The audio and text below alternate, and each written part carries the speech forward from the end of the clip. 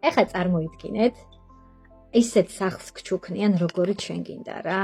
აი ბოლო დონის რემონტით, კომფორტით, მოწყობილი, გარეთ აუზით და აი რა ვიცი რა, თავს გრძნობ, შვიდად დაცულად და ამაყათ, იმიტომ რომ კომფორტში ხარ რა და მოგწონს. არა მგონია ახლა რომელიმე თქვენგანს გაუჩნდეს იმის სურვილი, რომ ესეთი სახლი ნაგავსაყრელად აქციოს. პირიქით მოულით, დაასუფთავებთ, გაუფრთხილდებით, მტვერსაც გადაწმენდავთ და ასე შემდეგ. წარმოიდგინეთ, რომ სწორედ ესეთი სახლი არის ჩვენი სხეული, რომელიც ცხოვრებაში ერთხელ გეძლევა. რომლის გამოცვლის საშუალება არ გაქვს. ვერ გამოცვლი უბრალოდ ფიზიკურად.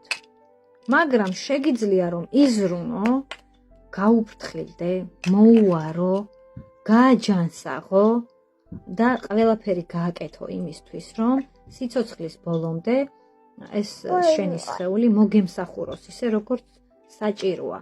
იყოს ენერგიული, იყოს ჯანსაღი, ყველა ის ფუნქცია შენარჩუნებული კონდეს, რისთვისაც გვაქვს ჩვენ სხეული და რისთვისაც ვართ ცოცხლები, ხო?